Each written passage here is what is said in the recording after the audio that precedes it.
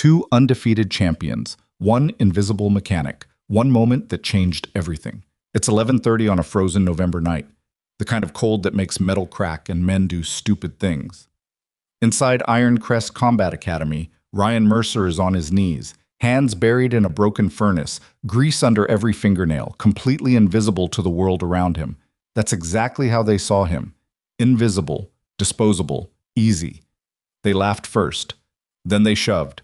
What happened next, nobody in that building will ever forget. If stories like this hit different for you, hit subscribe right now, drop a like, and tell me in the comments what city or country you're watching from. I want to see how far this story travels. You don't want to miss what's coming next. The furnace had been dead for 3 days.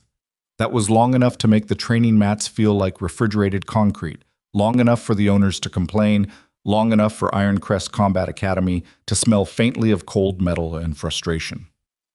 Ashford Heights didn't get gentle winters. It got the kind that crept under doors, settled into bones, and reminded everyone that the city was built on industrial steel and stubborn silence, not warmth. Ryan Mercer pulled his van into the rear parking lot at 10:47 p.m. He knew it would be late. The dispatch sheet had said after-hours priority, which was the company's way of saying the job paid a little extra and nobody else wanted to do it. Ryan didn't mind.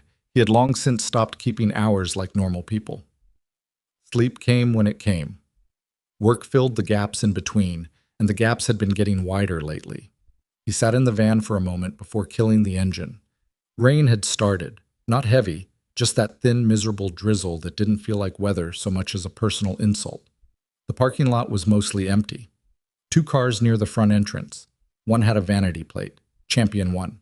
The other had a bumper sticker that said, "Winners don't apologize." Ryan looked at both of them the way he looked at most things, without judgment, without much interest. He grabbed his tool bag from the back seat. The side door was unlocked. A kid at the front desk, couldn't have been older than 19, waved him through without looking up from his phone. "Furnace is in the back," the kid said, "past the supply closet, through the equipment room." "Thanks." Ryan found it exactly where the building diagram said it would be. The boiler room was small, low-ceilinged, tucked behind a heavy steel door that groaned when he pushed it open. He clicked on the overhead light, a single bulb on a pull chain, and crouched in front of the unit. 10 years old. Bad igniter. Cracked heat exchanger gasket, probably. He'd seen it 100 times. He opened his bag, laid his tools out in the order he'd need them, a habit he'd had for as long as he could remember, and went to work. Quietly. Methodically. The way he did everything. He heard them before he saw them. Not the footsteps exactly. More the energy, that particular frequency of noise that 2 confident men make when they own a room and know it. Loud voices in the hallway, the kind that expected space to be made. A laugh that had never once been embarrassed by itself. Ryan didn't look up. The door banged open and 2 men walked into the equipment room adjacent to the boiler space. Through the open doorway, Ryan could see them clearly. Both were tall. Both were built the way fighters are built. Not gym sculpted, but functional, dense, like something that had been forged under pressure. The older one was maybe 28, close-cropped hair, a jaw that looked like it had absorbed a lot of punishment and stopped flinching. The younger one, 24, 25, was faster looking. Lean through the shoulders, light on his feet even when he was just walking. They had gym bags over their shoulders and the easy confidence of men who had been winning for a long time. The older one's name was Dominic Hale. The younger was Marcus. Ryan didn't know their names yet. He would. "Told you the heat was off," Marcus was saying, pulling his bag off his shoulder. "I've been training in a freezer all week." "Builds character," Dominic said. He dropped into a chair and stretched his arms over his head. "Coach says—" He stopped. Looked through the open doorway. Looked at Ryan. Something shifted in his expression. Nothing dramatic, just a slight recalibration, the way men like him recalibrated when they noticed something beneath their attention. "Somebody in there?" Marcus called. Ryan glanced up. "Heating repair." "I'll out of your way." He looked back down at the furnace. There was a pause, the kind that usually meant nothing, or meant everything, depending on which direction someone decided to take it. Dominic decided. He got up from the chair, walked to the doorway of the boiler room, and leaned against the frame. His arms were crossed. He was looking at Ryan the way some people look at things they're trying to decide whether to step over or step on. "They sent you out this late?" he said. "Call came in late." Ryan didn't look up. "Igniter's shot. Probably have heat in about 40 minutes. 40 minutes. Dominic repeated it like it was an absurd number, like Ryan had said something he wasn't qualified to say. "The state finals are in 8 days. We've been training in sub 50 degrees. "I understand. I'll work as fast as I can." Marcus appeared at his brother's shoulder. He looked at the tool bag on the floor, at Ryan's faded jacket with the embroidered Mercer HVAC patch above the left breast pocket, at the grease on Ryan's hands. His expression was already doing something Ryan recognized, cataloging, dismissing. "They send the same guy every time," Marcus said. Not to Ryan, to Dominic, like Ryan wasn't in the room. "Guess so." Dominic pushed off the doorframe and walked into the boiler room. Not to help, just to be closer. "How long you been doing this?" Ryan set down a wrench, picked up a multimeter. "Long enough?" Dominic looked around the small room like he was inspecting it for flaws. His shoe scuffed against Ryan's tool bag strap on the floor. Not hard, not enough to call it anything, but not accidental either. "Doesn't pay great, I bet." "It pays fine." "Yeah?" Marcus leaned in the doorway now.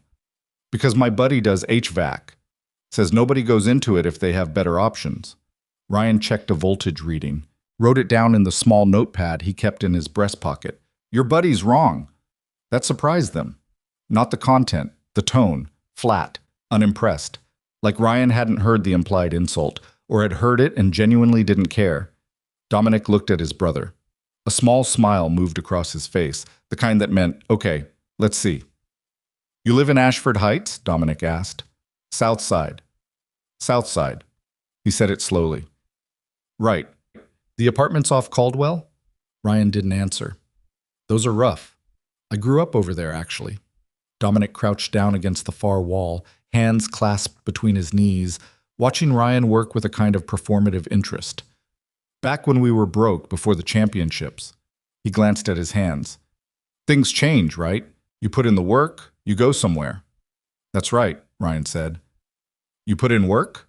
Dominic asked. "Before this?" "A beat." "Different kind of work," Ryan said. Marcus laughed from the doorway. Not a mean laugh yet, something hovering at the edge of one. "Different kind. What's that mean? Military?" Ryan didn't respond. "Serious?" Marcus straightened slightly. "Which branch?" "Army." "Huh." Marcus nodded like he was processing something. "My cousin did Army. Supply logistics. Said it was basically just driving trucks and filling out forms." Ryan replaced a fastener, checked the heat exchanger seal, said nothing. "So you did supply too, or no?" Dominic tilted his head. "What then?" Ryan set down his tool and looked up for the first time, not at Dominic, but past him, at the ceiling above the boiler unit, reading something in the infrastructure. Then he went back to work. "Can you give me some space to do this?" It was polite, professionally polite, the kind of request that should have ended the conversation. Instead, Dominic smiled, and Ryan recognized that smile too, had seen it on better men in worse places.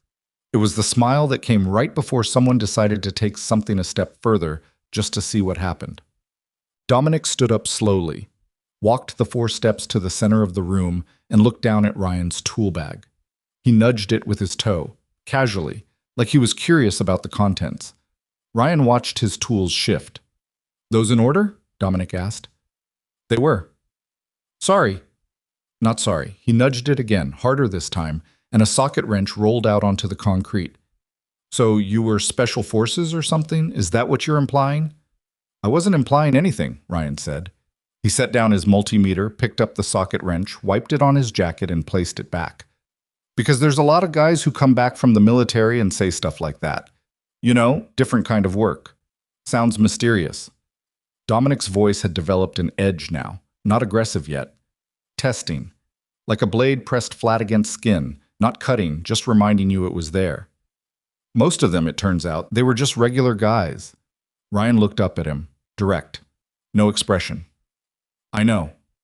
Something flickered across Dominic's face. Not quite discomfort, more like frustration at finding nothing to grab onto. He'd expected something: defensiveness, wounded pride, the small flinch that would have told him what he was dealing with. He got nothing. Marcus had come further into the room now. He was moving the way competitive fighters move in a space, unconsciously establishing angles. Ryan had cataloged it 3 minutes ago without meaning to. Dom had 2 fights this month, Marcus said. Both stoppages. First round. Congratulations, Ryan said. State championship is next weekend. He's been ranked #1 at 185 for 3 years running. Marcus said it the way people say things they want you to respond to. Ryan checked the gas line connection. That's a serious accomplishment. Yeah. Marcus let the word sit. It is. He glanced at his brother. Something passed between them. You ever train? You look like maybe you did once. Not competitively. But you trained. Yeah. Where?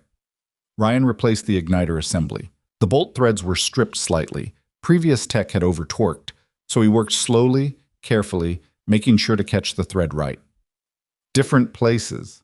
Dominic laughed outright this time. Man, you are the most evasive person I have ever had a conversation with. I'm trying to fix your furnace. Right.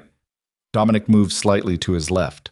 Not toward Ryan, not quite, but between Ryan and his tool bag. I just want to know who I'm talking to is all. You come in here, middle of the night, you won't answer a straight question. I've answered every question you asked. You've got this whole mysterious tough guy thing going. I don't have anything going. Ryan's voice didn't change, flat and even. I'm repairing your heating system. I'm going to need to access the main valve behind you. Dominic looked behind him, looked at the valve, looked back at Ryan. He didn't move. Right there behind you, Ryan said. I heard you. The room was very quiet for a moment. The thin drizzle tapped against the single high window in the far wall. The pull chain light buzzed faintly above them. Ryan held Dominic's gaze for exactly 2 seconds. Then he looked back down at the unit. He made a small notation in his pad, calculated what he could access from his current position and what would require Dominic to move. I'll need to reach past you in about 4 minutes, Ryan said, just so you know. I'll let you know when I'm ready to move, Dominic said. And there it was, not loud, not theatrical, just a door closing, quiet and firm. Ryan heard it for exactly what it was, a declaration. We run this room, you don't. He let it go. He found 3 alternative approaches to the valve. None were as clean, but all were workable. He restructured his repair sequence in his head in about 8 seconds and continued without comment. Marcus watched this, and something about it irritated him more than resistance would have. Hey, Marcus stepped closer. Dom's talking to you. I know. So what, you're just going to ignore him? I'm working. You're ignoring him. Marcus's voice had changed now. The light, testing quality was gone. What was underneath it was less patient. He's a state champion. You don't just... Marcus. Ryan set down his tool. He looked up. He met the younger Hale's eyes with the kind of direct, unbroken calm that usually made men recalibrate. I heard your brother. I'm not ignoring anyone. I'm in the middle of a repair, and I'm asking for professional courtesy. That's all. Marcus stared at him. Professional courtesy. He repeated it like it was in a foreign language.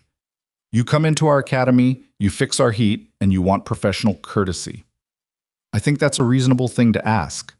I think, Marcus said, stepping forward until he was close enough that Ryan could see the capillaries in his eyes, that you should remember where you are. Ryan looked at him for a long moment. The buzzing light, the cold room, the rain outside. Marcus's face, young, certain, entirely unaware of what he was doing. Ryan looked back down at the furnace. I know exactly where I am, he said quietly, and he meant it in a way that Marcus Hale would not understand until much later. The break happened in 3 stages. First, Dominic picked up Ryan's notepad from the floor beside the tool bag. Ryan hadn't noticed him crouch for it and flipped through it, not reading exactly, just handling it, demonstrating that he could. What's all this? He said, looking at Ryan's neat numerical notations. Voltage readings, pressure specs, torque values. Looks like homework. It's a work log. Ryan didn't look up. Please put it down. Dominic turned a page. There's a lot of numbers. Put it down. Relax. Dominic set it on top of the tool bag, not where it had been, close enough to the edge that it was likely to fall. Just looking. Ryan finished the igniter install, moved on to the gas pressure test. His hands were steady, his breathing was even. Inside, something he rarely acknowledged was running quiet calculations. Not from anger, not yet, but from the deep automatic threat assessment habit that had been wired into him over years he didn't talk about. He was noting angles. He was noting positions. He was noting the distance from Marcus's left hand to his collar. He was noting that Dominic had shifted to his right, cutting off the path to the door. None of this showed on his face. He just worked. "You got a dog?" Marcus said suddenly. Ryan blinked. It was such an odd pivot that he actually looked up. "What?" "Dog hair on your jacket," Marcus pointed. "Golden, looks like." Ryan glanced at his sleeve. His rescue dog, Bailey, a 3-year-old golden mutt with one ear that folded wrong, had been sitting in his lap that morning. He'd forgotten. "Yeah. What's its name?" "Bailey." "Bailey." Marcus smiled. And it was almost a real one. For half a second, something human moved across his face. "That's cute." Then it was gone. "You going home to Bailey tonight? After this?" "That's the plan." "And then what? Get up? Come back? Fix more furnaces?" "Something like that." Marcus nodded slowly. "That's a life," he said. And the way he said it made clear it wasn't a compliment. Ryan looked at him, looked at Dominic. He set down the pressure gauge.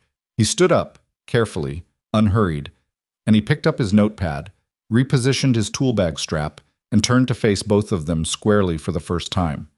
"I need to access the main valve," he said.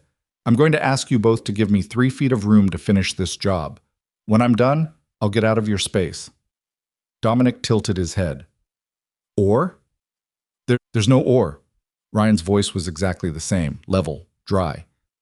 "It's a request." Dominic took one step toward him. Not backward, not sideways. Toward. "This is our academy," Dominic said. "You fix our heat on our timeline. And if I want to stand right here," he was 18 inches from Ryan now. "I can do that." Ryan looked at him, close enough to see the small scar above his left eyebrow, the way his jaw was set. Not quite angry, still performing, still playing this like it was entertainment. "Yeah," Ryan said simply. "You can." He turned slightly to find a workaround path to the valve. Dominic shifted with him. Ryan turned back. They stood there for a moment, the two of them, while Marcus watched from 2 steps behind. And then Dominic reached out, flat palm, casual, almost friendly, and pressed it against Ryan's chest. Not a shove, not yet. A placement. "Stay where I put you." The room went absolutely still. Ryan looked down at the hand, looked up at Dominic's face. When he spoke, his voice was so quiet it was barely above the sound of the rain. "You need to take that off me," Ryan said. Dominic smiled. Left it there. Something shifted in Ryan's eyes. Not a flicker of anger, nothing as readable as that. More like a door opening inward. Something stepping quietly forward from a long distance. "Last time," Ryan said. The hand didn't move. What happened in the next 4 seconds was not something either Hale brother would ever fully reconstruct in the right order. "Show more." The hand stayed on his chest exactly 1 second too long. Ryan didn't grab it, didn't push it away. What he did was smaller than that, a slight pivot of his left foot, a drop of his center of gravity so subtle that Dominic didn't register it until the geometry of the room had already changed. Suddenly, Ryan wasn't standing where he'd been standing. He was 6 inches to the left, Dominic's palm was pressing air, and Ryan had moved to the valve access point without touching anyone. Dominic blinked. Marcus uncrossed his arms. Ryan crouched at the valve, pulled his adjustable wrench from the bag, and began working. His back was to both of them now, deliberately, the way a man turns his back on a dog that's been barking. Not because he'd forgotten it was there, because he wanted it to know he had. "The hell was that?" Marcus said quietly. Not a question. Ryan said nothing. He opened the valve a quarter turn, checked the pressure gauge, noted the reading. "Hey!" Dominic's voice had changed. The performing quality was gone. What was underneath it was quieter and less certain. "I asked you something." "No, you didn't," Ryan said without looking back. "How did you—" Dominic stopped himself. He looked at his hand. He looked at where Ryan was now. He tried to reconstruct the geometry and couldn't quite do it. You moved. Valve was behind you, Ryan said. That's not... Dominic exhaled through his nose. He ran a hand over his jaw. The thing about men who've won a lot of fights is they develop a very precise internal sensor for moments when something has shifted, when the balance of a room has changed in a way that doesn't show up on the surface. That sensor was going off right now, and Dominic Hale didn't like it. He looked at his brother. Marcus gave the smallest shrug. I don't know either. You been in fights? Dominic asked. His voice was different now, stripped of the performance, asking a real question. Not since I needed to be, Ryan said. What does that mean? Ryan tightened the valve connection. It means I try to avoid them. Try, Marcus repeated. Yeah. The room was quiet for a moment. Ryan worked. The rain tapped the window. The overhead bulb buzzed on its chain. Dominic walked slowly to the far wall and leaned against it, watching. Marcus stayed where he was. Both of them were recalibrating in real time, and neither was quite sure what they were recalibrating toward. It should have ended there. Ryan knew it should have ended there. The small demonstration of spatial awareness, nothing aggressive, nothing threatening, just competence, should have been enough to take the temperature down. Usually was. Most men, when they realize the room isn't arranged the way they thought, quietly step back and find something else to do. The Hale brothers were not most men. They were men who had trained 6 days a week since they were teenagers. Men who had been told since they were old enough to understand the word that competition was everything, that toughness was currency, that backing down was the only real failure. The state championship was 8 days away. Dominic had been carrying that weight for 3 years. #1 ranking, the paper title, the pressure of being the man everyone was trying to knock off the top. And now there was a mechanic in his academy who had slipped out of reach without breaking a sweat, and something about it had lodged itself under his skin like a splinter he couldn't see but could constantly feel. He pushed off the wall. Show me something, Dominic said. Ryan didn't look up. I'm working. I'm not asking you to fight me. I'm just asking you to show me something, whatever that was. He gestured vaguely at the space where he'd been standing before. A drill, a technique, something. I'm working, Ryan said again. We've got the mats out there, 5 minutes. Ryan finished the valve adjustment. He packed his wrench, picked up the pressure gauge, moved back to the main unit.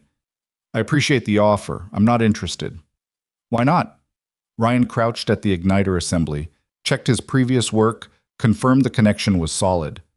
Because I'm 45 minutes from being done and then I'm going home. To Bailey, Marcus said.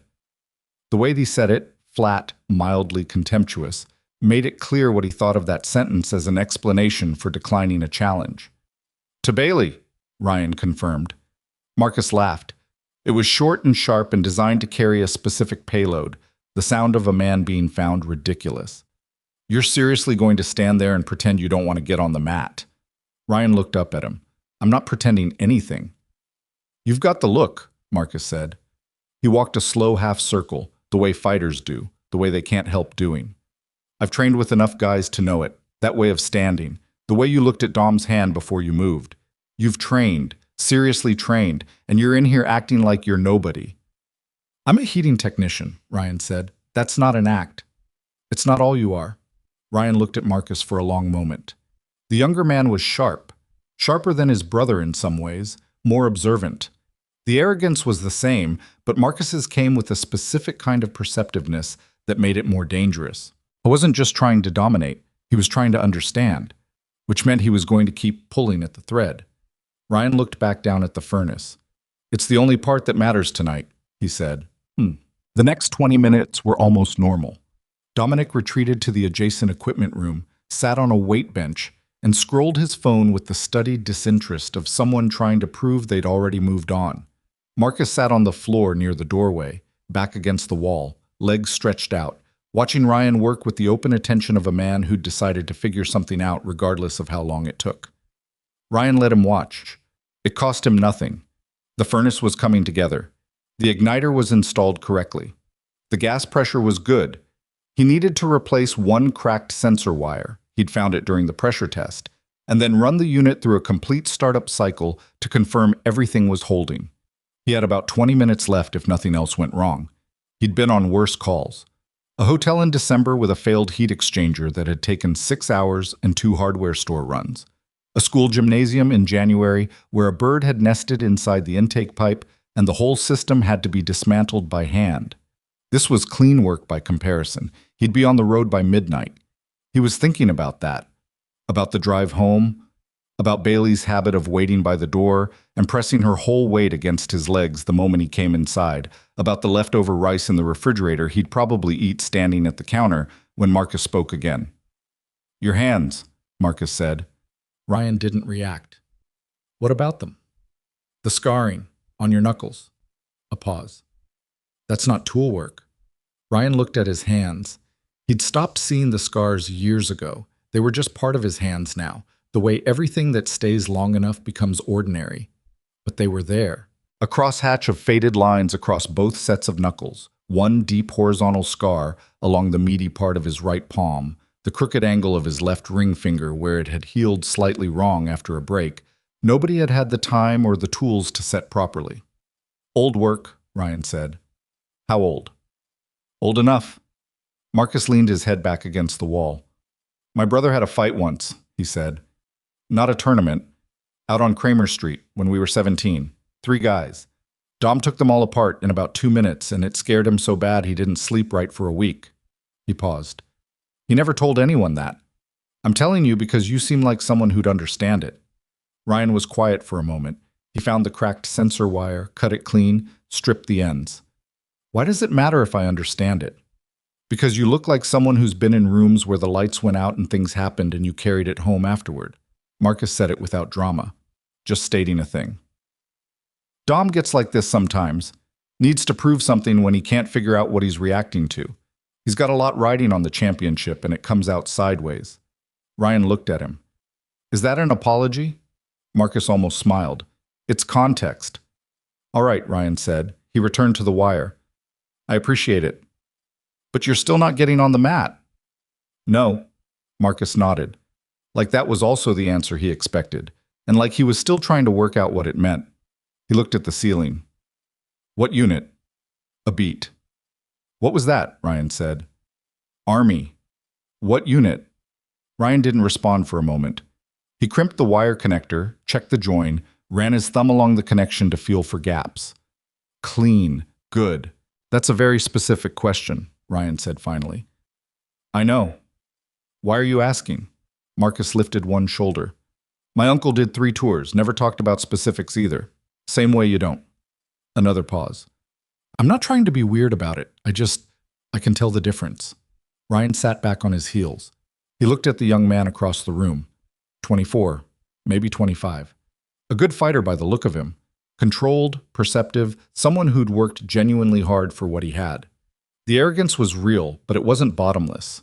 There was something underneath it that was still forming. "I was infantry first," Ryan said. "Then I wasn't." Marcus absorbed this. He seemed to understand that it was more than he was going to get, and that pushing for more would close the door. He nodded once. "Okay," he said. "Okay," Ryan said. They were quiet for a while after that. Real quiet. The kind that settles into a room when 2 people have said something actual and the air needs a moment to adjust. Ryan worked. Marcus watched. The furnace components went together in the right order. It should have stayed that way. But Dominic had been in the next room too long with nothing to do and too much circling in his head, and men like Dominic Hale don't sit still well when they feel like they've been shown something they don't understand. He came back through the doorway at 11:38. Ryan noted the time from habit. "I looked you up," Dominic said. Ryan kept working. "Ryan Mercer. Mercer HVAC. South Side, like you said. Single registered vehicle, 2019 work van." He stopped a few feet away. He'd brought his phone. He turned it to show the business listing. 4.6 stars on Google. Ryan is always professional and explains everything clearly. "That's a real review." "Good to know," Ryan said. "There's nothing else," Dominic said. "I looked, and there's nothing else. No social media, no record, nothing." "That's correct. People always leave a trace, online or otherwise." Dominic crouched down so he was at Ryan's eye level. He'd made a decision in the next room. Ryan could see it in his face. The performing quality was back, but harder now, less entertained, more like something that had worked itself into a corner and decided to make the corner its position. No trace means either you're boring or you're hiding something. Or I just don't use social media, Ryan said. Everyone uses something. I don't. Dominic studied him. What are you hiding? Ryan looked at him directly. My business registration, my insurance certificates, my state HVAC license. You're welcome to all of it. Other than that, I don't know what you're expecting to find. I want to know who you are. I've told you. No. Dominic's voice dropped. You've told me what you are. I want to know who. It was almost a good observation. Ryan acknowledged that internally, which was a strange thing to acknowledge about a man who was crouching in front of him with his jaw set and his pride all tangled up in a challenge he'd decided to make into something it didn't need to be. That's not something I owe you, Ryan said. No, Dominic agreed, but you're in my space, so I'm asking anyway. Ryan finished connecting the sensor wire. He ran his thumb along the harness route, confirmed routing and clearance, then began securing it with the proper clips. 3 clicks. 4. Even and clean. I'm almost done, Ryan said. When I'm done, I'll run a startup cycle, and if everything checks out, you'll have heat in about 10 minutes. Then I'll leave. And if I don't want you to leave yet. The room was very quiet. Ryan looked up. He held Dominic's eyes. Then I leave anyway. Something dark moved across Dominic's face. It was fast, there and gone, but Ryan caught it. He'd been reading faces in difficult circumstances for long enough that he caught things most people missed. What he'd seen was the moment when Dominic stopped playing a game and started meaning it. That was the shift, right there. That was when Ryan stopped noting exits and distances as a background function and started doing it as a foreground one. There were 2 exits. The boiler room door behind him, currently unobstructed, and the equipment room door beyond Marcus, which Dominic had come through. The cleaner exit was behind him, but accessing it required turning his back on both of them, and turning your back was a calculation you made deliberately and carefully. The main valve was to his right. His tool bag was at his left knee. His notepad was in his breast pocket. His van keys were in his right jacket pocket. He cataloged all of this without moving his eyes from Dominic's face. Dominic, Marcus said quietly from across the room, a note of something, not quite warning, not quite uncertainty, in his voice. Dominic ignored him. 3 years ago, Dominic said, a guy at a tournament called me a fake champion, said my ranking was political, said I'd never beaten anyone who mattered. He wasn't talking loudly. He was talking in that low, even way that meant the conversation had moved somewhere real. I finished the fight in 40 seconds. First punch put him on the mat, and I let the ref pull me off. He looked at Ryan steadily. I'm not saying that to threaten you. I'm saying it because you should understand who I am. Ryan nodded slowly. I understand. Do you? Yeah. Ryan set down his tool. He sat back on his heels with his hands resting on his knees. You're a man who works hard, who's good at what he does, and who's in the middle of a high-pressure stretch before the most important fight of your current season. And you've convinced yourself that I'm some kind of problem that needs solving, when I'm actually just a guy who needs 3 more minutes to finish what I came here to do. Dominic stared at him. Marcus exhaled through his nose slowly. That's not who I am, Dominic said. That's who you're being right now, Ryan said. There's a difference. The silence that followed was the longest one yet, the kind that had mass to it. Dominic held Ryan's gaze and Ryan held it back, and neither of them blinked, and the bulb buzzed and the rain tapped the glass. And somewhere in the main building, the front desk kid was watching something on his phone, and the world outside continued to do what it did. Then Marcus stood up. He did it slowly, smoothly, with the specific physical deliberateness of someone who has decided to change the nature of a situation with their body rather than their words. He moved away from the wall and positioned himself to Ryan's left, at roughly a 45-degree angle from Dominic. Ryan noted it, both positions in his peripheral vision, tool bag at left knee, exit behind him. Here's what I'm trying to figure out, Marcus said. His voice was back to that thoughtful, perceptive quality, but the warmth in it was gone. This whole time you've been real calm, too calm. And every time Dom's gotten closer, you've done something small that puts you in a better position without looking like you're doing anything. He paused. That's not something you learn fixing furnaces. Ryan looked at him, said nothing. Dom gets on the mat with guys all day long, Marcus continued. I watch angles. It's what I do. And yours are wrong. He stopped.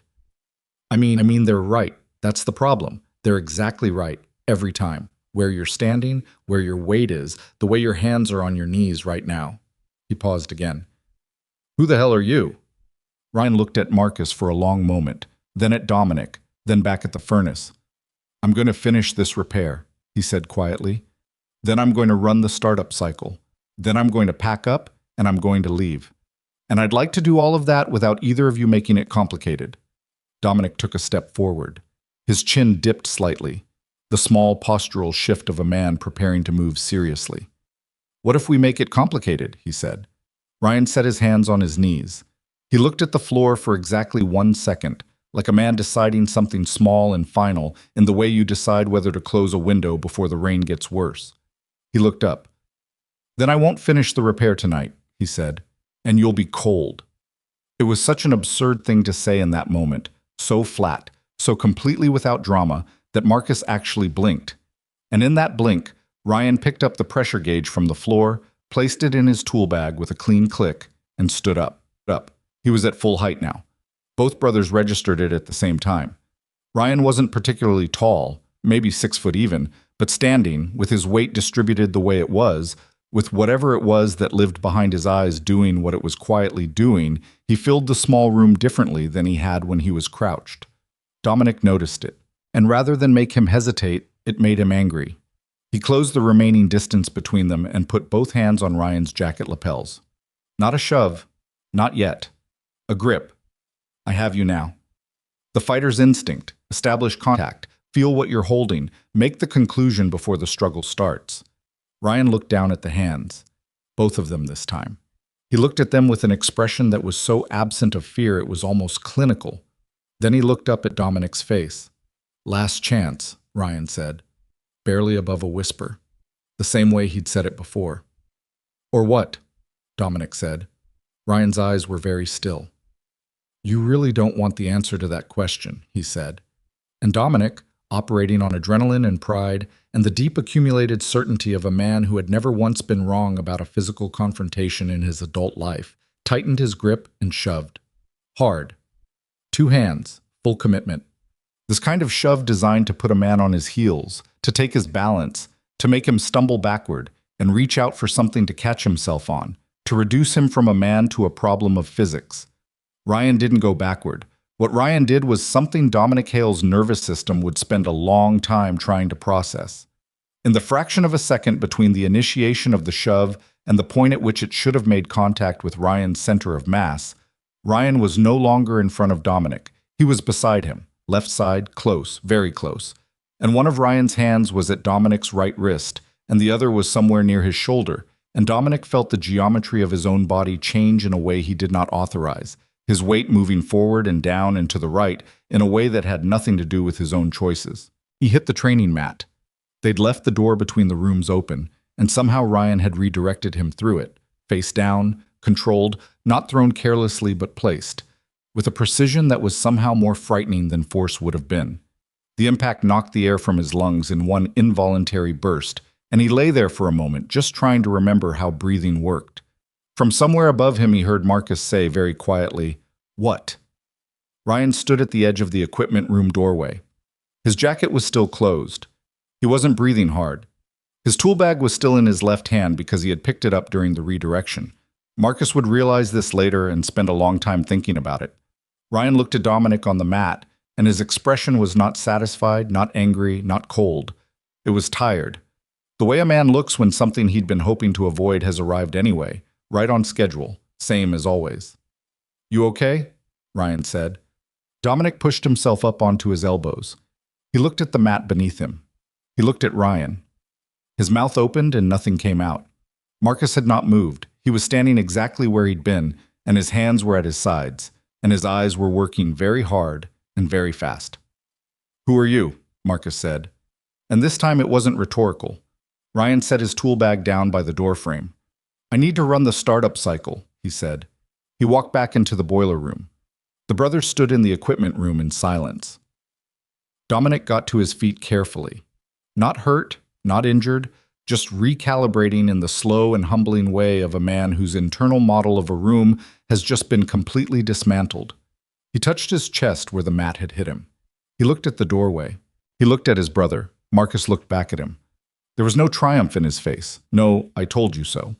He looked like someone standing at the edge of a body of water that had turned out to be much deeper than it appeared. Dom, Marcus said quietly. Don't. But Dominic was already moving. Dominic moved the way good fighters move when they're done thinking. Fast, committed, no telegraphing in the shoulders. He came through the doorway, and he was already reaching, both hands, targeting Ryan's collar, the same way he'd done before because it had worked before in every fight he'd ever been in. Because his hands knew that grip the way a musician's fingers know a chord, automatic and certain and completely reliable. Ryan heard him coming before he saw him. Not the footsteps, the change in air pressure, the specific quality of sound that a moving body makes in a small room when it's moving with intent. He'd been crouched at the furnace control panel, running the pre-startup diagnostic check, and he had approximately 1.5 seconds from the moment he registered the sound to the moment contact would be made. He used them. He didn't stand up. He turned, pivoting on his left knee, rotating his torso 90 degrees, so that when Dominic's hands arrived at where Ryan's collar had been, Ryan was no longer facing that direction. The hands skimmed his right shoulder instead of catching fabric, found no purchase, and Dominic's forward momentum carried him half a step past the point where he'd intended to stop. Ryan came up from the crouch in the same motion, and for a moment they were side by side, both of them standing, a foot of space between them, and Ryan had his left hand raised, not in a fighting stance, open palm, the universal signal of stop, wait, and he said, low and clear, don't. Dominic reset. Half a second. He was good. Ryan acknowledged that. He was genuinely good, the kind of fighter who didn't panic when something unexpected happened, who recalibrated fast and found his base again without visible effort. He turned to face Ryan, and his hands came up in the loose, ready position of someone who'd spent thousands of hours in front of another person trying to hurt him. Put your hands down, Ryan said. Show me what you are, Dominic said. I'm telling you to walk away from this. I'm not walking anywhere. Dominic's breathing was even. His eyes were clear. He wasn't angry anymore, which was, in some ways, worse. Angry men were predictable. Dominic had crossed into something colder, a decision that had been made and was now simply being executed. You put me on the mat. You grabbed me. And I'll grab you again. He shifted his weight slightly forward, testing. Because I want to know what that was. What you just did. How you did it. This isn't a training session. No, Dominic agreed. It's not. From the doorway, Marcus said, Dom, again, sharper this time, with an urgency that had moved past warning into something closer to concern. Ryan tracked it in his peripheral vision. Marcus hadn't moved from the equipment room.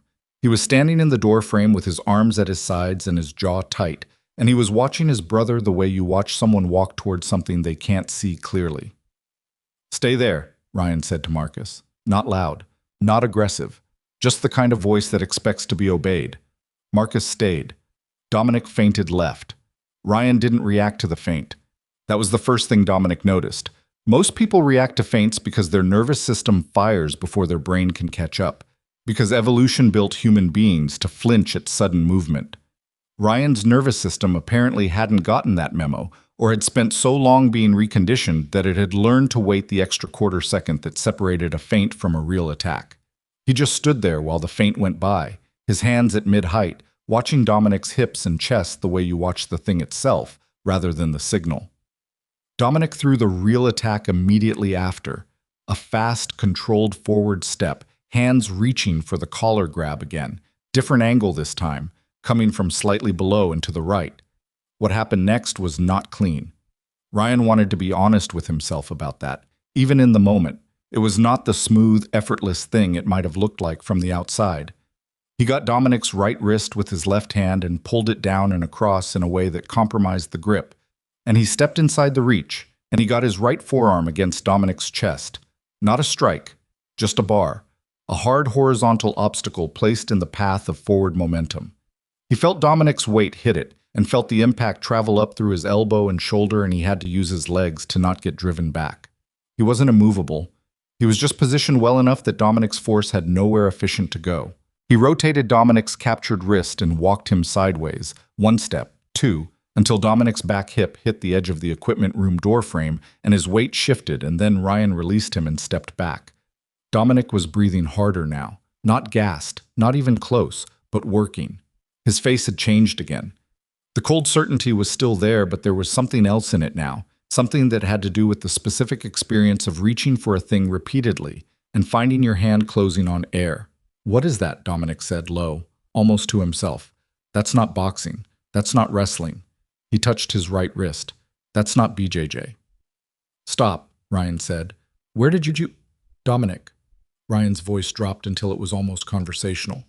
"I need you to hear me. I'm not here to hurt you. I'm not trying to prove anything. But if you put your hands on me again, I will not keep pulling this back, and you will not enjoy what happens. Do you understand me?"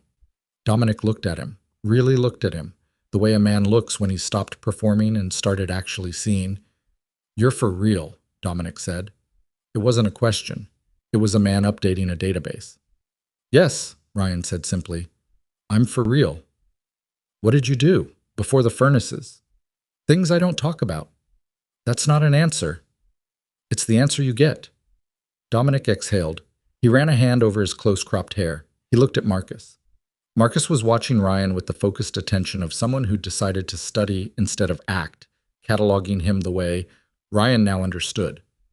Marcus cataloged every opponent he'd ever faced, systematically, precisely, building a picture from small pieces. Dominic looked back at Ryan. "One more," he said. "No." "One. I want to understand what—" "No." Ryan said it the same way he'd said everything else. Level, without heat. "This is done. You've had enough demonstrations to last you. I'm finishing the startup cycle, and I'm leaving." He turned back to the control panel, and Marcus came off the wall. Ryan felt it differently than he'd felt Dominic moving. Dominic moved like an engine, powerful, direct, a lot of mass behind it. Marcus moved like something smaller and faster and significantly more dangerous, the way the younger Hale had always moved, light through the hips, quick off the mark, the kind of fighter built for combinations rather than single decisive moments. He was across the room in a beat and a half, and he came in low, under where Ryan's hands were, going for a body lock, the smart play, the play that neutralized the wrist control and the deflection work Ryan had been using, because if you can't get the arms, you get the torso, and if you've got the torso, you've got everything. He almost made it. Ryan dropped his level, lower than Marcus was going, which was lower than felt natural, and got both hands inside Marcus's arms before the lock could close. He pushed out, breaking the grip attempt before it completed, and he was moving backward as he did it, creating distance, because the one thing you didn't do with a fast, combination-oriented fighter was let him get rhythm and momentum. You broke the rhythm. You changed the geometry. You made the room wrong for him every time he tried to make it right for himself. Marcus reset immediately, faster than Dominic. He bounced on his feet, reconsidered, came again, this time striking, a sharp jab toward Ryan's face, not committed, probing, trying to make Ryan's hands go high so the body could open up. Ryan's hands didn't go high. He slipped the jab, head offline, subtle rotation, and he stepped into Marcus's space, inside the punching range where punching stopped working, and he put his right hand on Marcus's chin, flat palm, not a strike, just contact. And Marcus found that the rules of leverage had been inverted, and he was going backward. He caught himself on the wall. He stood there with his back against the concrete, and Ryan's hand no longer on his face, but the memory of it fresh and precise. And he was breathing through his nose, and his eyes were very wide, and he was looking at Ryan. The way you look at something you thought you understood and have just discovered you don't. Ryan was standing 4 feet from him. He'd taken one step back after the contact. His jacket was still closed. There was a small smear of grease on his left cuff from where he'd grabbed the door frame at some point. He didn't remember exactly when. His breathing was not completely normal. He was aware of the adrenaline, aware of the heat in his chest, and the particular metallic clarity that came with it, the hyper-awareness of every surface and angle in the room, every distance, every potential movement. He knew this state. He'd lived in it for years. He also knew what came after it, the long exhale and the shaking hands and the hours of not being able to sleep, and he wanted none of it. He wanted to go home. "Marcus," he said, "are you hurt?" Marcus blinked. No. Good. Ryan picked up his tool bag, which had ended up near the boiler room door sometime during the last few minutes. He set it on the ledge by the control panel. Then I'd like to finish now. The room was very quiet. Dominic had not moved during Marcus's approach. I was standing near the equipment room doorway, and he was watching Ryan with an expression Ryan had only seen a handful of times in his life, on the faces of men who had encountered the edge of something they couldn't map, who had walked up to the border of a territory that had no name on any chart they'd ever been given, and who were in the process of slowly comprehending what that meant. "What are you?" Dominic said. Not who. What? The shift in that one word said everything about what had changed in the last 3 minutes. Ryan pressed the startup button on the control panel. The furnace ignited with a low, solid thump. The good sound, the right sound, the sound of combustion catching clean, and the system pressurizing correctly, and everything working the way it was supposed to work. Ryan watched the diagnostic readout cycle through its checks. Temperature sensor online, pressure nominal, gas flow confirmed, igniter drawing correct amperage. Warm air began to move through the ducts above them. You could hear it in the walls, the quiet rush of heat finding its path through the building, filling the cold spaces, making the building what it was supposed to be again. Ryan made his final notes in his pad, recorded the system readings, noted the time, 11:54 p.m. He packed his tools in the order he always packed them. Torque wrench first, multimeter in the foam sleeve, pressure gauge in the side pocket. He didn't rush it. He didn't do anything slowly to make a point. He just packed the way he packed. Neither brother moved. He zipped the bag, lifted it, and turned toward the door.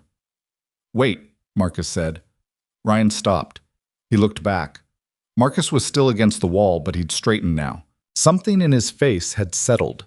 The combat alertness was gone, replaced by something harder to name. He looked younger suddenly. Not the fighter, not the arrogant younger brother. Just a man in his mid-20s standing in a cold room at midnight, trying to make sense of something. "You could have heard him," Marcus said. He wasn't talking about Ryan. He was looking at his brother.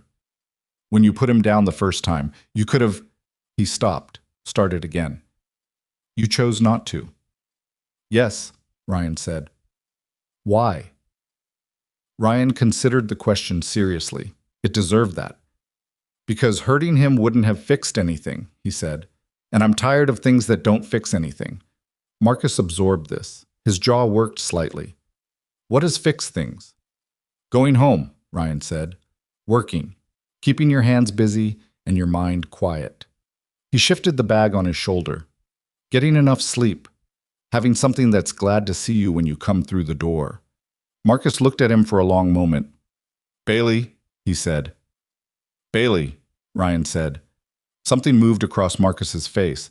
Not quite a smile, too complicated for that. He looked at the floor. He looked at his brother.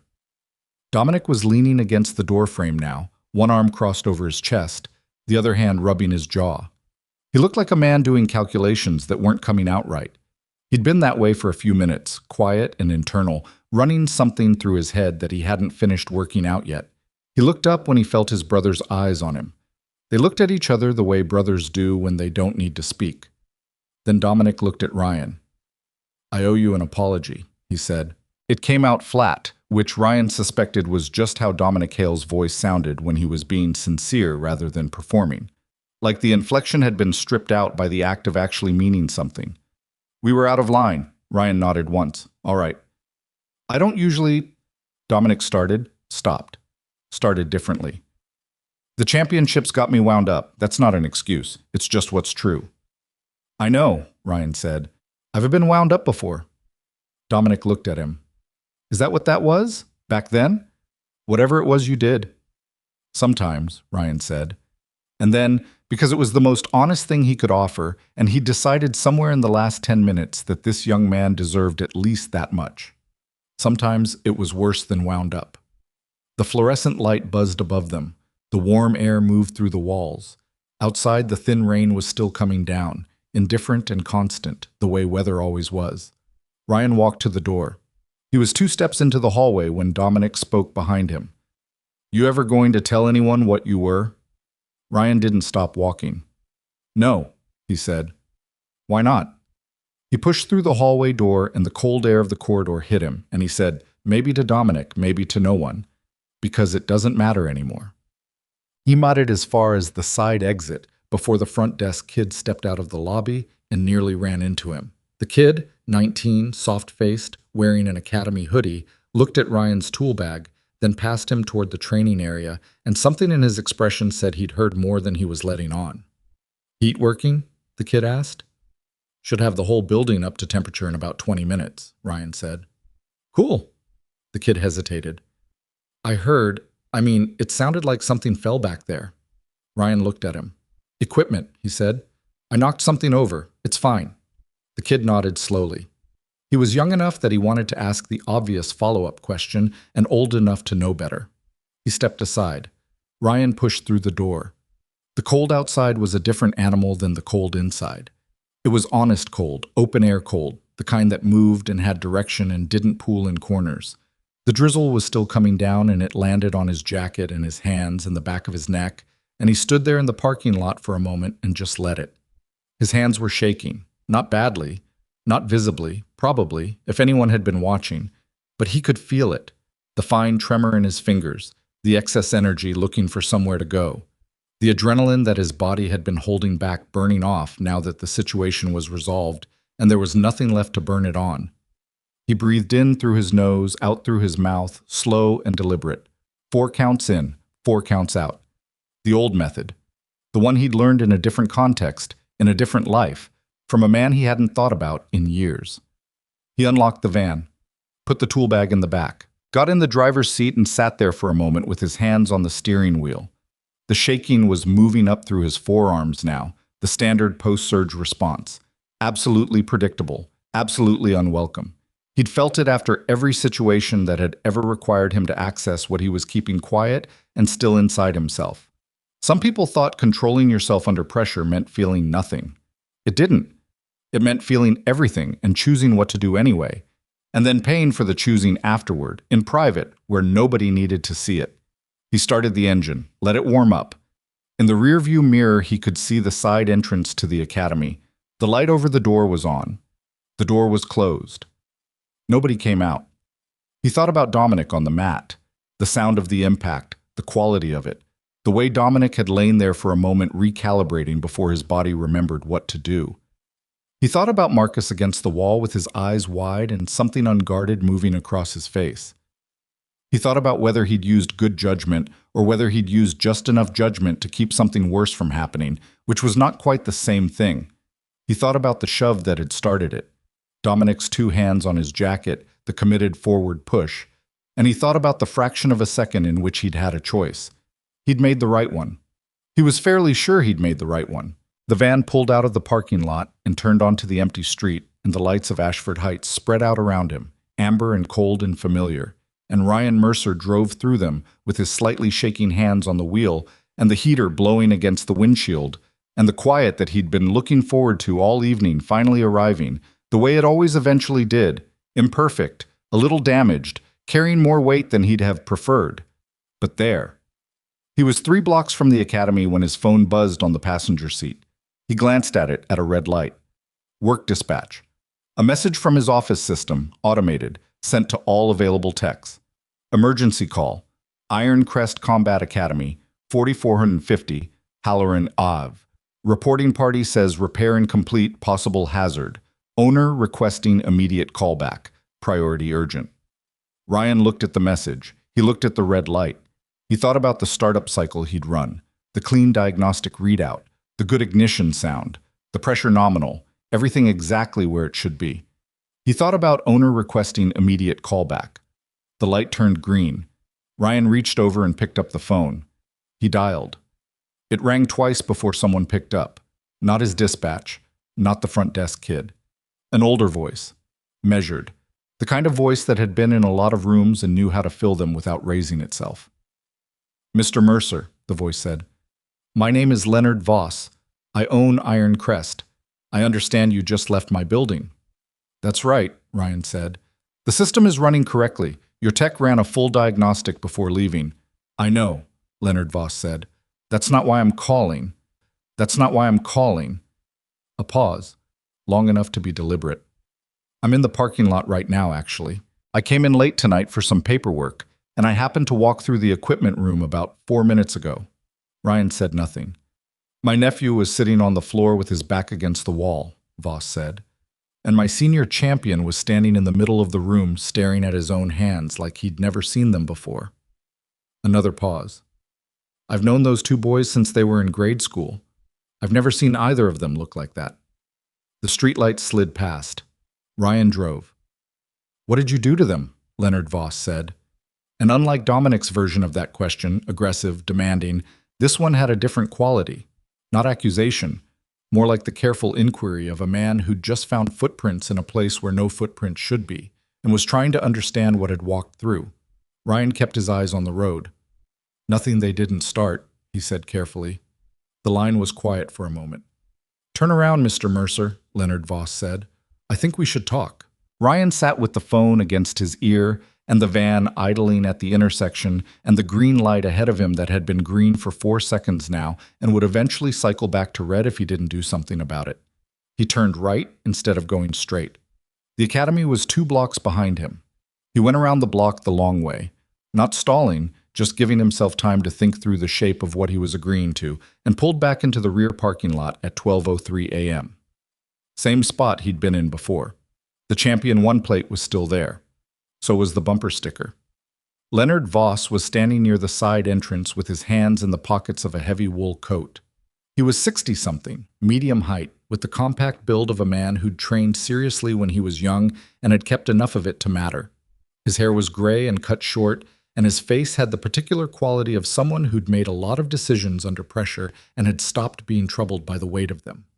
He wasn't smoking, wasn't on his phone, wasn't doing anything except standing in the drizzle watching Ryan's van pull in. Ryan got out. They looked at each other across the wet asphalt. You didn't have to come back, Voss said. You asked me to. A lot of people don't do what I ask. I'm not a lot of people, Ryan said. Something in Voss's expression shifted. Not a smile, more like a notation. He pulled the side door open and held it. Come inside, he said. There's coffee in the office. It's bad coffee, but it's hot. The office was small and cluttered in the way of spaces that were actually used rather than arranged to look like they were used. Filing cabinet with one drawer slightly open. A desk buried under tournament brackets, equipment invoices, and a coaching certification binder that had been opened and left face down. 2 chairs that didn't match each other, a single-serve coffee machine on a shelf above the filing cabinet, the kind that made 1 cup at a time and took 40 seconds to do it. Voss made 2 cups without asking Ryan's preference, handed one over. It was black and it was indeed bad, slightly burnt, like it had been sitting in the machine's heat element too long before being dispensed. Ryan drank it anyway. He was cold and tired, and the caffeine would help with the drive home. They sat. Voss behind the desk, Ryan in one of the mismatched chairs. The fluorescent light in here was better than the one in the boiler room, steadier, less aggressive. Through the thin wall, Ryan could hear the warm air moving through the building's ducts. The system was doing exactly what it was supposed to do. Voss wrapped both hands around his cup and looked at Ryan for a long moment, calibrating. Ryan let him. How are your hands? Voss asked finally. Ryan looked down at them. The tremor was mostly gone now. Fine. They're shaking. Post-adrenaline. It passes. Voss nodded like that was an answer he recognized. You want to tell me what happened back there, or do you want me to tell you what I think happened? What do you think happened? Ryan said. I think my nephews picked a fight with the wrong man, and the wrong man showed remarkable restraint. Voss took a sip of his coffee, made a face at it, and I think the wrong man is sitting in my office right now trying to decide how much trouble he's in. Am I in trouble? That depends on what happened to my nephews. They're not hurt. I know. I checked. Voss set his cup down. Dominic's got some mat burn on his forearm, and he's been sitting in the training room for the last 10 minutes staring at the ceiling. Marcus is, he paused, seemed to choose the word carefully, quiet, which is unusual. Marcus is not a quiet person. Ryan said nothing. So, Voss said. What happened? Ryan turned the cup in his hands. He looked at the desk, at the tournament brackets spread across it, dozens of names in small print, lines connecting them in elimination patterns, Whole architectures of competition laid out on paper. He looked at Voss. They blocked my work, Ryan said. Multiple times. Handled my equipment without permission. When I asked for space, the older one put his hands on me. And? And I moved him. You moved him, Voss said it slowly. Dominic Hale, who has not been taken down in a competitive setting in 2 years, who outweighs you by what, 15, 20 pounds, you moved him. Yes. Once? A beat. Twice. Marcus came in after. Voss looked at him steadily. He wasn't angry, Ryan noted. He wasn't alarmed. He was doing what Ryan had initially taken for simple curiosity and now recognized as something more practiced. The careful, methodical information gathering of a man who'd spent decades evaluating people and had gotten quite good at it. And Marcus, Voss said, redirected him, stopped short of contact. Ryan paused. Almost stopped short. Almost. There was incidental contact. He's not hurt. Voss was quiet for a moment. Then he said, Show me. Ryan looked at him. Show you what? What you did. How you moved him. I'm not going to... Not on me. Voss held up one hand. Just show me the position. Where your feet were, where your hands were. Give me the picture. Ryan looked at him for a moment. Then he set his coffee down and stood up. He moved to the small, clear space near the door and positioned himself. Feet at shoulder width, slight forward lean in the left shoulder, hands at mid-height. The position from the moment Dominic had gripped his lapels. Here, Ryan said. He came in with a two-hand grip on the lapels. I was here. He shifted his foot position half an inch. I had this much angle. Voss looked at the positioning. Something happened in his face, a small private recognition. That's not a martial arts position, Voss said. No. That's a... He stopped. He tilted his head. That's a defensive posture for someone expecting to be grabbed, not struck. Grabbed. Ryan didn't answer. Voss sat forward in his chair. His eyes were sharper now. Where did you train that specifically? Different places. That's not an answer. It's the one I've got. Voss was quiet. He looked at Ryan standing in the small, clear space by the door, and Ryan could see him assembling pieces. The posture, the restraint, the precise calibrated use of force, the absence of ego in any of it. Voss had been around fighters his whole life. He knew what trained aggression looked like, what sport martial arts looked like, what self-defense looked like. He was looking at something that didn't fit any of those categories cleanly, and he was experienced enough to understand what that implied. Sit down, Mr. Mercer, he said. Ryan sat. Voss picked up his coffee, put it down again. He seemed to be deciding something. I did 3 years in the Marine Corps, he said. A long time ago. Nothing special, standard infantry. Got it out at 24, came home and started this place with $800 and a borrowed mat. He gestured vaguely at the walls around them. I've trained fighters for 30 years. I know what the military produces, the standard product. I also know, he paused, what the non-standard product looks like. I've met a few over the years, not many. They don't usually advertise themselves. Ryan held the man's gaze and said nothing. You're not going to confirm anything, Voss said. No. All right. Voss nodded slowly. Then let me just say something and you can tell me if I'm wrong. He leaned back in his chair. Whatever you did before the furnaces, it wasn't infantry. It wasn't the standard product. And whatever it was, it left marks that don't show on the outside. He paused. And you walked away from it. Ryan looked at him. That's not a question, Voss said. That's just what I see. The room was quiet. The warm air moved in the walls. The drizzle outside had picked up slightly, pattering against the office's single small window. I walked away, Ryan said. Voss nodded. He seemed to accept this as sufficient. He picked up his coffee again, drank, made the same face at it. My nephews are idiots sometimes, he said. They're good fighters, and they're hard workers, and they're going to do fine in the championship next week, and sometimes they are world-class idiots. He set the cup down. But they're my idiots. And what you did tonight, stopping when you stopped, I want you to know that I understand what that cost. Ryan looked at him. He hadn't expected that. He wasn't sure what he'd expected, but it wasn't that. It cost something, Voss said, pulling back, every time. Yes, Ryan said. Gets easier? Ryan thought about the shaking hands in the parking lot, the long exhale in the driver's seat. The drive home he'd been looking forward to for 2 hours that had turned into this instead. "No," he said. "You just get better at affording it." Voss looked at him for a moment. Then he nodded once, like something had been settled. Dominic was sitting on the floor of the main training room with his back against the wall and his legs stretched out in front of him. The lights were on, all of them, the big overheads that turned the room bright and flat, and the room looked different in full light than it had in Ryan's mental image of it. Larger, more institutional. Trophies along one wall, photos along the other, years of accumulated wins organized into a visual argument for the value of the place. Dominic looked up when Voss and Ryan came through the door. His expression went through several things quickly. Surprise, then something like embarrassment, then the careful blankness of a man pulling his face back under control. He didn't say anything. Voss pulled a chair from the edge of the room and sat down. He pointed at another chair, and Ryan took it. The three of them formed a rough triangle in the middle of the empty training space, the mat soft under the chair's legs, the overhead lights making everyone look slightly more tired than they were.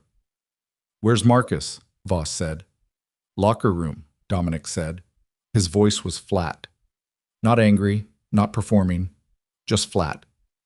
"Go get him." Dominic looked like he wanted to say something, then decided against it.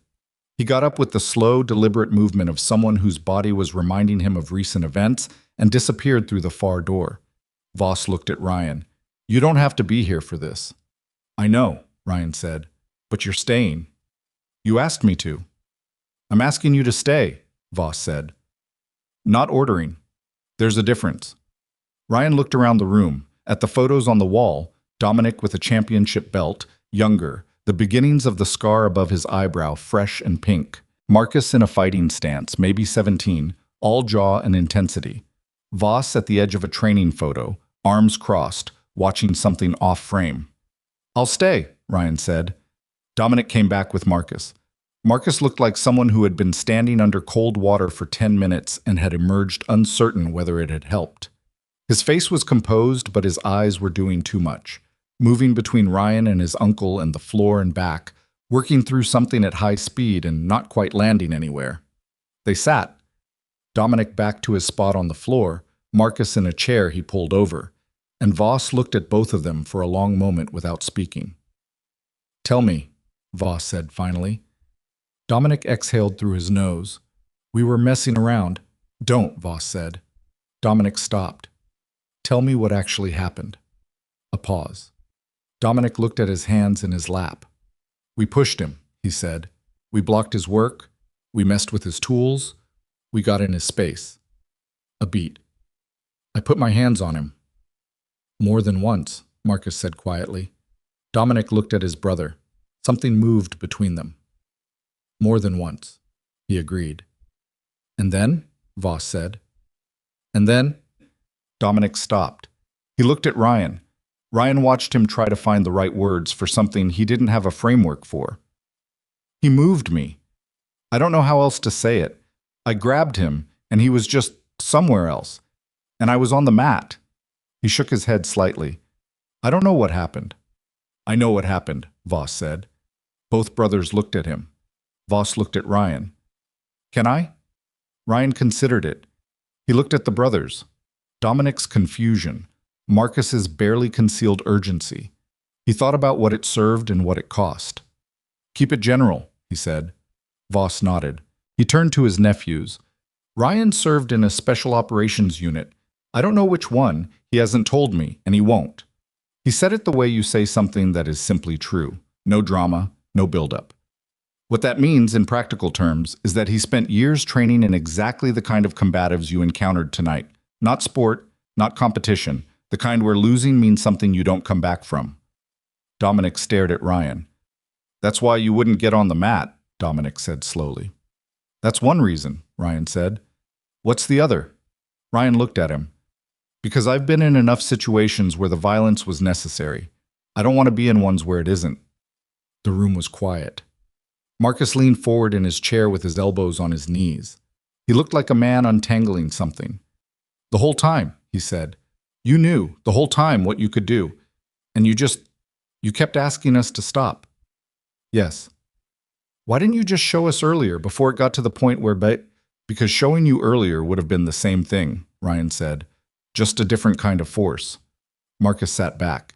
He turned this over. You could see him doing it. We owe you an apology, Marcus said. I wasn't looking at Ryan when he said it. He was looking at the middle distance somewhere past Ryan's shoulder, but it was unambiguous. We were treating you like you were nobody. Like you were... He stopped, shook his head. Like what you did for a living told us everything we needed to know about you. Yes, Ryan said. You were. Marcus looked at him then, direct, without flinching. I'm sorry. Ryan held his gaze. I know, he said. Dominic had been quiet. I was doing something Ryan had noticed throughout the night, going inside himself, working through something methodically, and then emerging with the specific thing he'd decided on. He came back now. The way you fight, Dom said. That's not, I've trained with special forces guys before. At seminars. It's not the same as what you did. Different units train differently, Ryan said carefully. What did yours train? Enough of everything to survive whatever room they walked into. CQB? Dominic said, using the acronym like he'd heard it enough times to use it casually. Close quarters battle. The specific language of a very specific kind of fight. Ryan looked at him. Among other things. Against... Dominic seemed to catch himself, reconsider what he was about to ask. You were in combat situations. Real ones. Yes. Multiple. Yes. Dominic absorbed this.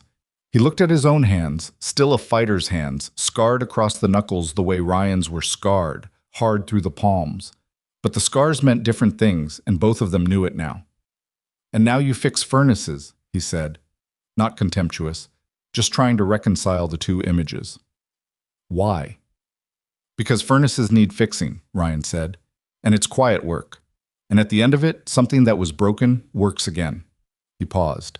That's more than I can say for some of the other things I've done. The overhead lights hummed. Somewhere in the building a door opened and closed, the front desk kid leaving for the night, probably. Voss spoke. There's something I want both of you to hear. He wasn't looking at Ryan. He was looking at his nephews. Tonight you encountered a man with significantly greater capability than you have, in a domain that matters in ways your championships can't touch. I don't mean that as an insult. I mean it as a fact. And this man, when you gave him every reason to use what he had, chose not to. He let that sit for a moment. Your technique didn't protect you tonight. His restraint did. Dominic's jaw tightened, not in anger, in the specific discomfort of a man receiving a true thing that he'd rather not have to accommodate. I know, Dominic said. I don't think you do yet, Voss said. I think you will, but not yet. Then tell me, Dominic said. His voice had dropped, the performance entirely absent now. He sounded like what he probably was when nobody was evaluating him. Young, genuinely uncertain, asking something real. What am I supposed to take from tonight? I'm 8 days out from the biggest fight of my career and some mechanic... He glanced at Ryan, seemed to catch the word. Some person just put me on the mat in my own academy without breathing hard. What do I do with that? Voss looked at him for a long moment. Then he looked at Ryan. Ryan hadn't intended to answer. It wasn't his conversation, not really. But the question was sitting there in the air between them, and Dominic Hale had asked it with the only currency that actually meant anything, genuine openness. And Ryan found that he didn't want to let it go unanswered.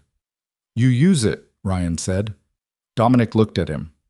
Not as evidence that you're not good, Ryan said. You're good. You're genuinely good. I felt it. What you do is real. It's just different from what I do. Different tools for different rooms. He leaned forward slightly. What you take from tonight is that your first read on a situation isn't always complete, that the room tells you more than the person looks like, and that the most dangerous thing in any confrontation is a man who doesn't need to prove anything. Dominic held his gaze. Because he's already proven it, he said slowly. Because he already knows it, Ryan said. There's a difference. The room was very quiet. Marcus let out a long breath. He sat forward and rubbed both hands over his face. When he came back up, he looked exhausted. The good kind of exhausted. The kind that comes from having worked something out rather than having avoided it. He looked at Ryan. You're going home to your dog, Marcus said. That's the plan, Ryan said. Marcus almost smiled. She's going to be glad to see you. She's always glad to see me, Ryan said. That's the whole point.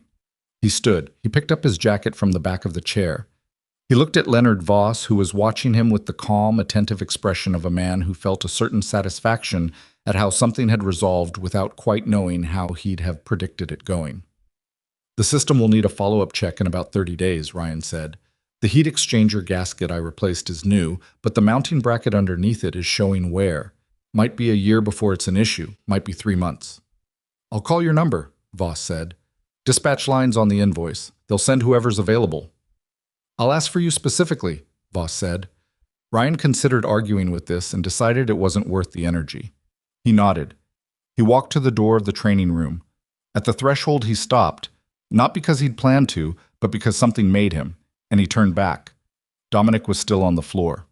Marcus in the chair. Voss watching. Championships in 8 days, Ryan said. He was looking at Dominic.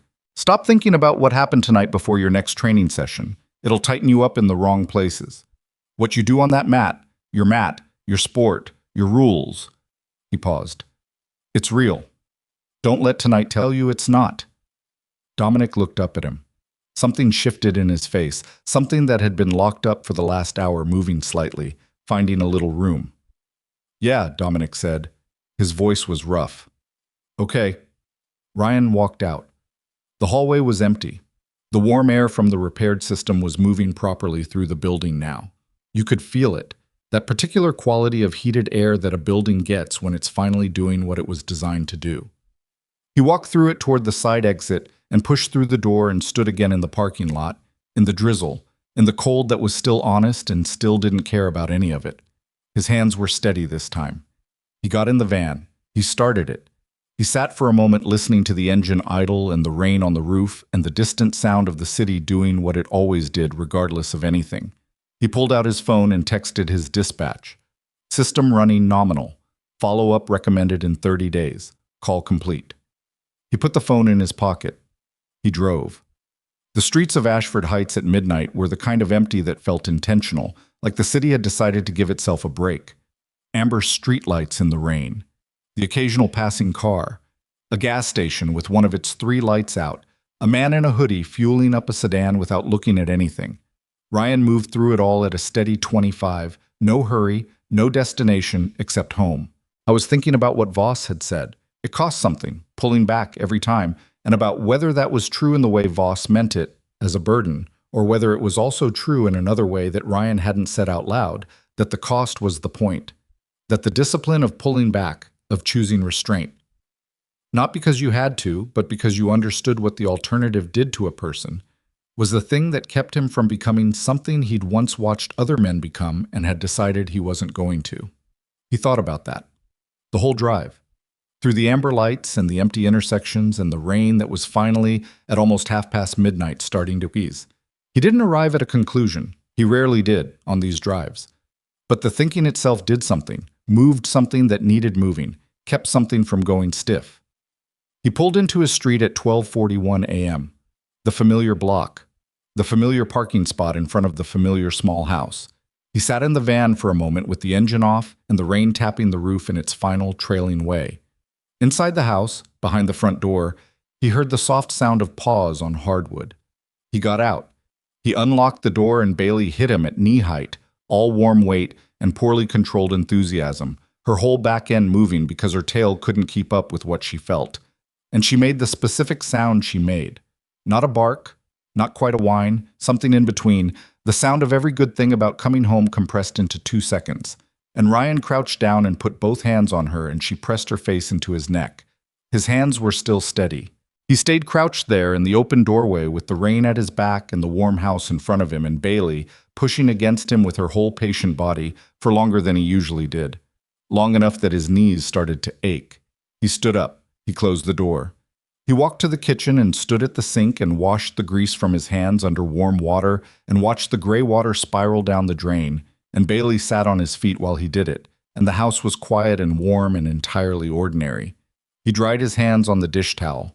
He looked at them. Steady. He put the kettle on, opened the refrigerator, found the rice. The night outside had gone still. The rice was cold in the middle, which he'd expected, and he ate it standing at the counter because that was what he always did when he got home past midnight. Didn't bother with a bowl sometimes, just ate from the container, fork in one hand, the other resting flat on the countertop. Bailey sat 3 feet away and watched him with the focused attention she gave to all food-adjacent activities, her one folded ear making her look permanently uncertain about something. He wasn't thinking about the academy anymore. He was thinking about the heat exchanger bracket he'd noted on the invoice, about whether the mounting hardware would need a special order or whether he had the right grade of bolt in the van's parts bin. Small things, the kind of thinking that filled the space without demanding anything from him. He rinsed the container, put it in the recycling, drank a glass of water standing at the sink. Bailey followed him to the bedroom and settled on her mat near the radiator, the spot she'd claimed the first week he'd brought her home and had defended against all competing arrangements ever since. He sat on the edge of the bed and pulled off his boots. The grease was mostly gone from his hands, but there was a faint dark line along his right thumbnail that would need a proper scrub in the morning. He looked at it for a moment. He lay down. He looked at the ceiling. He slept. It was the first full night of sleep he'd had in 11 days. He didn't know that when he woke up. He figured it out afterward, counting back, when he was standing in the shower and had nothing to do except let the water run and the thinking happen. 11 days of 3, 4 hours at a stretch, waking at odd intervals with the particular alertness that had been his default state for too many years. The kind that comes from having lived in environments where waking slowly could mean not waking at all. It was better than it had been. Better than the first year home when he'd slept on the floor because the bed felt wrong, when he'd checked the window locks 3 times before lying down and sometimes got up at 2 a.m. and checked them again. Better. Not fixed. Better. He dressed. Fed Bailey. Made actual coffee. Not the single-serve machine kind, real coffee in a real pot. The kind you made when you had time. He drank it at the kitchen table and watched the morning come through the window. The rain was gone. The light was thin and pale and cold, the particular quality of late November light in a northern city, the light that said, "Settle in, this is going to be a long winter." He didn't mind it. He had 3 service calls on the schedule for the day. An apartment building on the east side with a faulty zone controller, a restaurant with a ventilation complaint, and a residential job in the suburbs. Elderly woman, furnace making a noise she described in her voicemail as like an argument between 2 metal things. He liked the residential ones.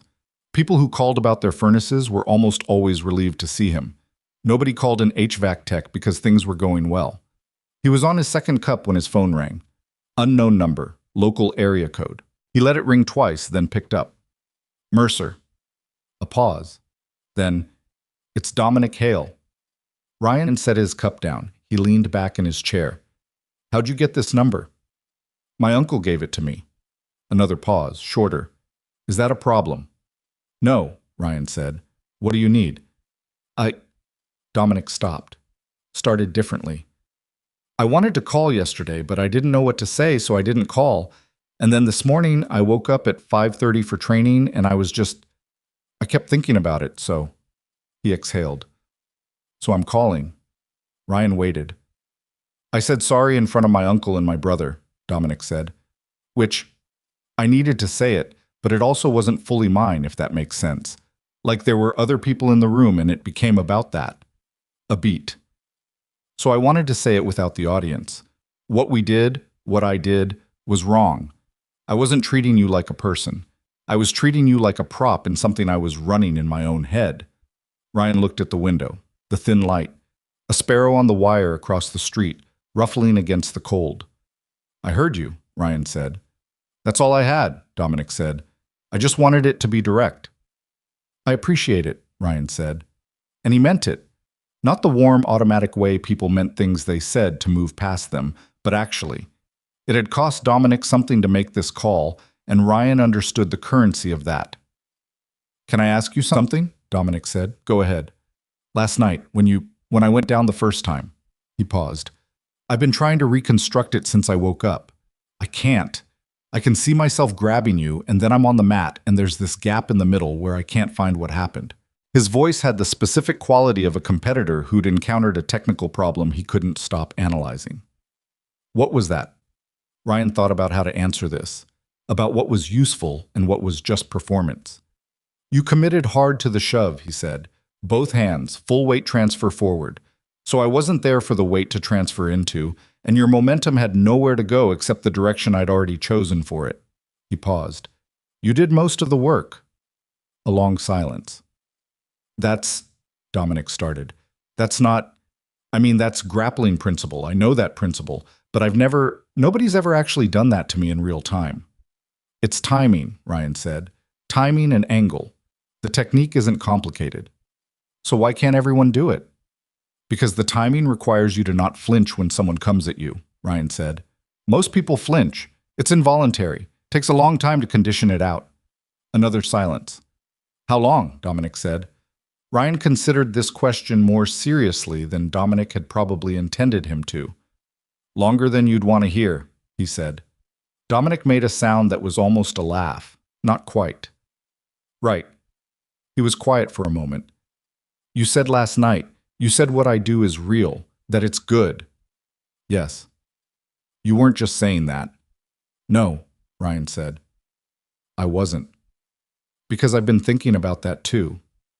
His voice had changed slightly, moved towards something less guarded, more like the question Marcus had asked in the boiler room, the one that had been genuinely looking for something. I've been training since I was 12, 16 years, and last night made me feel like I've been training in a small room with a low ceiling without knowing it. Ryan thought about this, about how to say what was true without making it worse. You've been training for competition, Ryan said. That's a specific thing. It's real. The conditioning, the technique, the mental game. All real. What you ran into last night is a different thing trained for a different purpose. He paused. You don't need to measure yourself against it. It's not the same category. But it's in the same body, Dominic said. The same kind of, we're both training humans, right? To do physical things under pressure. Yes. So why does yours win? Ryan was quiet for a moment. Bailey came and put her head in his lap. He put his hand on her. It doesn't always, he said. And when the stakes are real, winning and losing mean different things than they do in a bracket. He paused. What I trained for wasn't designed to make me better than other fighters. It was designed to keep me alive in situations where the other person had a knife or a friend or had already decided how it ended before it started. He felt his way through this carefully. It was more than he usually said, but Dominic had asked a real question and deserved something real back. Tournament fighting has rules because the rules make it sport. What they train for in my world has rules too, but the rules are different, and the only one that really matters is go home. The line was quiet. Go home, Dominic repeated. That's it. Is that what you were doing last night, going home? Ryan looked at his hand on Bailey's head, at the thin morning light. Yeah, he said. Something like that. The championship was on a Saturday. Ryan knew this because Leonard Voss had mentioned it, and because the date had lodged in his memory without him meaning it to. The kind of small peripheral detail that settled in without permission. He had a service call in the east part of the city that morning, a duct sealing job that ran long because the building was older than anyone had thought, and nothing was where the plans said it should be. He finished at 1:30, sat in the van eating a sandwich from the gas station 2 blocks over, and thought about nothing in particular. He didn't go to the championship. He hadn't been invited and hadn't been asked, and he wouldn't have gone even if he had been. That wasn't his world. He had no business in it. He drove home the long way. The call came on the following Tuesday, mid-afternoon, while Ryan was on his back under a commercial unit in the basement of a dry cleaning business, running wire through a conduit that had been installed by someone who had apparently never met a wire. The phone was in his shirt pocket, and it buzzed against his chest. He ignored it, finished the run, secured the connection, rolled out from under the unit, and sat up on the concrete floor and checked the screen. Leonard Voss. The call had gone to voicemail. Ryan listened to it leaning against the basement wall with the dry cleaning machines running overhead, a faint chemical smell in the air that he'd learned to breathe through without registering. Ryan. Leonard Voss. Wanted to let you know Dominic won the championship Saturday. First round stoppage, knee strike that would have taken someone's head off, apparently. The ref stopped it before it landed. He's been pretty quiet about it, which is new. A pause in the recording. Marcus had a tough bout in the semis, took a loss on points, but fought better than he has in a year from what I saw. Good pressure, better angles. Another pause, longer. Anyway, I didn't have a reason to tell you that except that I thought you'd want to know, and I'm not actually sure why I thought that, but here we are. The 30-day follow-up on the furnace, I'll call dispatch next week. You take care of yourself. The message ended. Ryan held the phone for a moment. The dry cleaning machines above him ran their cycle. Steam hissed from somewhere in the ceiling. He called back. Voss picked up on the second ring. He won, Ryan said. Convincingly, Voss said. Kid he faced in the final had 2 inches on him and a 40-pound weight advantage. They were in different classes on paper, but there was a bracket irregularity and they matched them anyway. Dominic walked out there and fought like he'd already decided. A pause. That was different. I don't know how to explain it better than that. You don't have to explain it, Ryan said. Maybe not. Voss was quiet for a moment. He asked about you, before the fight, in the warm-up room. I was taping his hands and he just asked, out of nowhere, did you ever find out what unit Ryan was in? I told him no. He nodded and didn't say anything else. Another pause. I don't know what he was looking for. Ryan thought about Dominic Hale in a warm-up room somewhere, hands being taped, the particular focused silence of a man who has decided something and is waiting for the moment to spend it on. He was checking that it was real, Ryan said. What I told him. About going home. Yeah. Was it true? What you told him? Ryan looked at the concrete floor, at his hands. True enough, he said. Voss seemed to take this as the complete answer it was. Come by sometime, he said. Not for the furnace, just come by. Ryan thought about this. About the training room with the photos on the wall and the trophies and the mats that smelled like chalk and effort. About Leonard Voss sitting behind his cluttered desk drinking bad coffee without apologizing for it. Maybe, Ryan said. That's more than a no, Voss said. Yeah, Ryan said. It is. He hung up.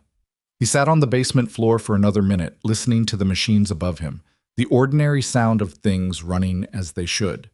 Then he got up, packed his tools in the order he always packed them, and went back to work. 3 weeks after this night at Iron Crest, Ryan was replacing a blower motor in a dental office on the 4th floor of a building downtown when his company tablet showed a new work order. Follow-up maintenance, Iron Crest Combat Academy, scheduled for the following Thursday at 3 p.m., which was business hours, which was unusual for a commercial client. Special request, Technician R. Mercer specifically. He accepted the work order. He showed up Thursday at 2:57 with his tool bag and his notepad and the specific part he'd identified 3 weeks earlier, the mounting bracket for the heat exchanger, a part he'd had to special order because the unit model was old enough that the standard supplier didn't stock it. He'd ordered it on his own time, paid the expedited shipping from his own pocket because it cost less than he'd have spent on something he didn't need, and had been carrying it in the van for a week and a half. The front desk was different, older woman, mid-40s, who checked his paperwork without comment and pointed him toward the back. He went through the hallway, past the training room where he could hear the sound of someone skipping rope on the far side of the closed door, a fast, steady rhythm, the practiced kind. He didn't stop. He found the boiler room. He opened the door. He pulled the chain on the overhead bulb. He got to work. He was 20 minutes into the bracket replacement when the boiler room door opened behind him. He didn't need to turn around to know who it was, the quality of the footfall, the specific way weight was carried across a threshold. The desk said you were back here, Marcus said. That's correct, Ryan said. Marcus leaned in the doorway, the same way he'd leaned 3 weeks ago, which Ryan suspected Marcus was aware of and had chosen anyway, deliberately. He was in training clothes, slightly sweaty. He'd been the one skipping rope. Dom's not here today, Marcus said. He's doing press for the championship, local paper thing. Okay, Ryan said. I'm here. I can see that. Marcus was quiet for a moment. Ryan worked. The bracket was coming out cleanly. The old bolts were corroded but not seized, which was a minor mercy. I've been thinking, Marcus said. About? About what you said, the go-home thing. He shifted in the doorway. I looked some stuff up about military combatives programs, training philosophies, different units, how they approach close quarters. He paused. I wasn't trying to figure out who you were. I was just trying to understand the framework. Ryan fit the new bracket against the mounting surface. Checked the alignment. And it makes sense, Marcus said. The thing you said about different rooms, different tools. He was choosing his words carefully, which Ryan noted. Marcus was not a careful word kind of person by default. This was deliberate. What I do? Tournament fighting. It's built around the assumption that the other person is also trying to win, that you both want the same thing, even if you want opposite outcomes. Yes, Ryan said. What you were trained for doesn't have that assumption. No, Ryan said, it doesn't. Marcus absorbed this. Does that make what I do less? Ryan stopped working. He turned on his knee and looked at Marcus directly. The young man was leaning in the doorway with his arms crossed, and he looked like someone asking a real question and bracing for an answer he might not want. No, Ryan said. It makes it different. Different is not less. He held Marcus's gaze. What you've built, the discipline, the conditioning, the ability to perform under competitive pressure in front of people who want you to fail, that's its own hard thing. Don't compare it to something that came out of a completely different set of conditions. It doesn't translate that way. Marcus looked at him for a long moment. But you could do what I do, he said. You could compete, if you wanted to. Probably not well, Ryan said. The rule set would be a significant adjustment. Sport has parameters I haven't trained inside for a long time. But you'd learn them. Maybe, eventually. So you could move toward my world, but I can't move toward yours. Ryan thought about this. You could move toward some of it, he said. The mindset work, the pressure inoculation, learning to function when your nervous system is trying to shut you down. That part translates. He paused. The rest requires a context I'd never wish on you. Marcus looked at him steadily. That's the first time you've said anything direct about it. That's about as direct as I get, Ryan said. Something passed across Marcus's face, something that wasn't gratitude exactly, but was in that neighborhood. He uncrossed his arms, stood up straighter. I lost my semi, he said. Saturday. I heard. Points decision. Marcus looked briefly surprised, then understood. Voss. Yeah, points. I wasn't... He stopped. I fought differently than I have. Better fundamentals, better angles. But I wasn't mentally ready for the final push when I needed it, and I knew it, and that's why I lost. He said it the way someone says a true thing they've been sitting with long enough that it stopped hurting and started being useful. I came back to my corner after round 2 and my coach was telling me, good, good, good, you're doing well. And all I was thinking was... He stopped, shook his head slightly. What? Ryan said. I was thinking about what you said, about the man who doesn't need to prove anything. Marcus looked at him. I needed to prove something. I could feel it. I needed the win. Needed it in a way that was making me tight. And I kept thinking about you in that boiler room, not needing anything except to get done and go home, and how that made you completely free in a way I wasn't. He paused. I lost because I needed the win more than I needed to fight well. My opponent just needed to fight well. Ryan looked at him for a moment. That's a hard thing to know about yourself at 24, Ryan said. Yeah. Marcus's jaw worked slightly. Harder to know it in the middle of the second round.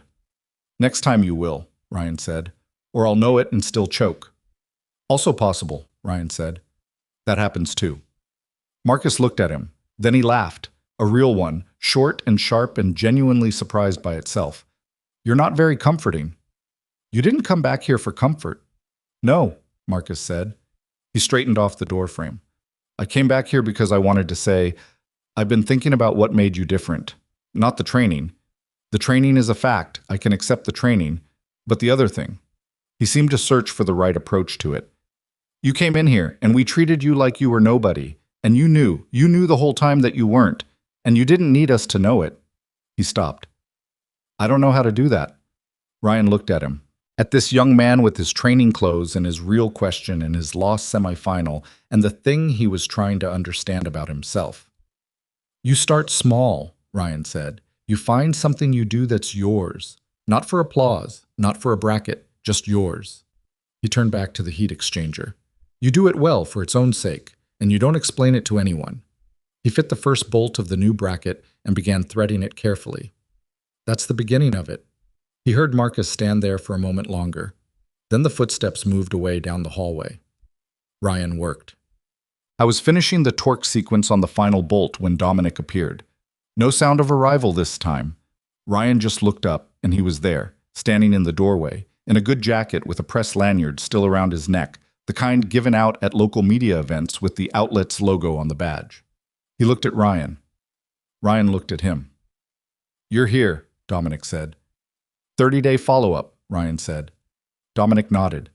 He looked at the new bracket, at the heat exchanger sitting correctly in its housing. He looked around the small room, the way you look at a place when it's the first time you've been back somewhere where something happened. The overhead bulb, the concrete floor, the single high window. "Congratulations," Ryan said, "on the championship." Dominic looked at him. "Marcus told you." "Your uncle left me a voicemail." Something moved across Dominic's face. He looked at the floor for a moment, then back up. "I thought about you before the fight," he said. "I don't know why. It felt relevant." "How'd it go?" "First round. He didn't get back up." Dominic said it without pride, just the fact of it. "I went out there and I didn't need him to know what I was. I just needed to do the thing." He paused. "I don't know if that makes sense." "It makes sense," Ryan said. Dominic looked at the floor again. He put his hands in his jacket pockets. He was quiet for a moment. "I owe you for that," he said. "You don't owe me anything." "I think I do." "Then be better to the next person who comes in here to fix something," Ryan said. "That's the whole debt." Dominic looked at him. His jaw was tight. Not in the performing way, not in the preparing to fight way. In the way of a man who is trying to hold a feeling steady long enough to actually feel it. "That's it?" he said. "That's it." Dominic stood there for another moment. Then he nodded. Once, the way his uncle had nodded 3 weeks ago, like something had been settled between them that didn't require any more words. He left. Ryan heard him in the hallway, the quick exchange with his brother, too low to make out words, but the tone easy, the back and forth natural, the sound of two people who were all right with each other. He packed his tools. Torque wrench first, multimeter in the foam sleeve, pressure gauge in the side pocket. He made his final notation in the pad. Bracket replaced, heat exchanger reseated, system nominal, no further action required at this time. He pulled the overhead chain and the bulb went dark. He walked out through the hallway, past the training room where the skipping rope had started again, steady and fast and patient, out through the side door and into the afternoon. The cold had changed since November. Still winter, still serious, but the specific bite of the deep cold had lifted slightly. The sky was the kind of gray that had light behind it rather than darkness. Ryan put his bag in the van. He sat in the driver's seat with the door open and the cold air coming in and made the completion entry on his tablet. Typed the part number, the labor time, the recommendation for next scheduled maintenance. Submitted it. He sat for a moment doing nothing. From inside the building, faintly, he could hear the rope. The steady rhythm of it, the kind of practice you did not because someone was watching, not because a competition was close, but because you were building something in yourself that took repetition and time and showed up only when you needed it most. The kind of work that was invisible until it suddenly wasn't. He closed the van door he drove. That evening, he ate dinner at the kitchen table for the first time in a while. Actually sat down, used a plate, didn't stand at the counter. It wasn't a dramatic change. It was just a small shift in how he was moving through his own house, the way small shifts sometimes happen without a reason you can name. Bailey sat under the table near his feet. The radiator knocked gently. Outside the window, the pale end of the afternoon gave way to the honest dark of a winter evening. He washed his plate, dried it, put it back in the cabinet. He sat in the chair by the window with his coffee, and he looked at the street and he thought about nothing important for a long time. His hands were still. They were not always still. They would not always be still. There were nights ahead that would be bad nights, the kind that woke him up with his heart going, and the details of rooms he'd rather forget arranged in high resolution behind his eyes. He knew this about himself without drama, the way you know a scar is still there without constantly pressing it. But tonight, they were still. He didn't need the night to be more than that. He'd learned, slowly, expensively, through more failed attempts at normal than he could easily count, that trying to make peace with everything at once was just another way of avoiding all of it. You found the small still moments, you held them, you let them accumulate. That was the work. It wasn't dramatic, and it didn't have a finish line, and nobody gave you anything for it. You just did it because the alternative was becoming someone you'd already decided not to be. Bailey came and put her head on his knee, and he put his hand on her, and the house was warm, and the street outside was quiet, and Ryan Mercer sat with all of it, the good and the difficult and the ordinary and the still healing, and let the evening be exactly what it was, nothing more, nothing less.